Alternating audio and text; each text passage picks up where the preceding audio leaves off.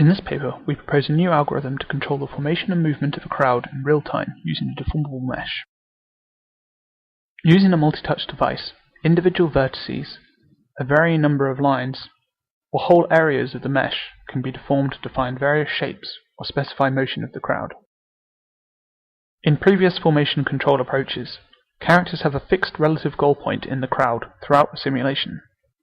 If perturbed by the environment, the characters may not be able to reach their goals due to the inflexible nature of the formation control. We allow the characters to dynamically reassign their goals in the final crowd shape. This enables the characters to follow the mesh more effectively, even if they collide with external obstacles. Motion data is applied to the scene by creating patches. The average speed of the motion data indicates how fast a character can travel through this part of the environment. The speed values are applied in the cost metric used to solve for the character's goal positions. White areas indicate speed values of 1, while red and blue areas indicate values above and below 1 respectively.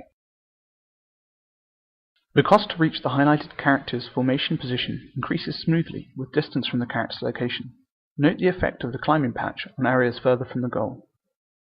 The crawling patch creates a high cost towards its center, as characters would need to move slowly to exit this patch. The obstacle creates an infinitely high cost to reach the goal, as it applies a value of 0 to the speed field. We now show how the field changes depending on the goal location in the crowd formation.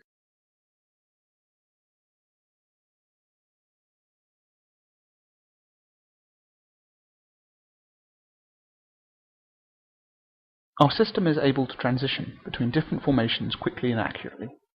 Here we see the formation change to an arrow shape that deforms automatically to pass easily through the environment.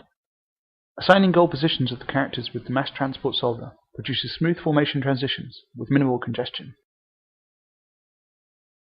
Our system allows manipulation of small details in the formation to produce visual effects or achieve certain tasks. In this example, the user opens and closes the mouth of a Pac-Man whilst moving it through the environment to collect some items. The user controls a crowd to pass through a dense woodland area modelled with small obstacles and motion data patches. Each patch applies the average travel speed of the ducking motion data to the character's movement. A feedback term based on the character's distance from the formation is applied to the user's constraints. This helps to keep the crowd close to the formation throughout the movement. Here we see the crowd passing through an environment with small and large moving cars. The mesh deforms in reaction to the obstacles and quickly returns to the user's desired formation. Jumping motion patches are placed at the positions of the smaller cars. In this experiment, there are multiple paths that the crowd could follow. Using the basic gesture, the user can define where and how the crowd passes through the pathways.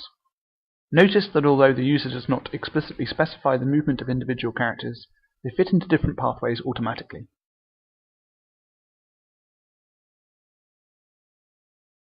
Here we show a similar example involving narrower pathways. In this case, the user gestures to move the crowd through the central passage. When this route becomes too congested, some characters choose to move through the slower side paths. A user is able to easily specify the motion of a large number of characters in a complex scene containing a variety of different objects. Here we see 100 characters passing through an obstacle course. With just a single continuous gesture, the user can define the route of the crowd through the environment. Motion data patches can be positioned in the scene to represent the obstacles the characters must pass through. Even with such a complex environment, the crowd can still move easily through narrow areas and traverse various objects whilst following the instructions given by the user.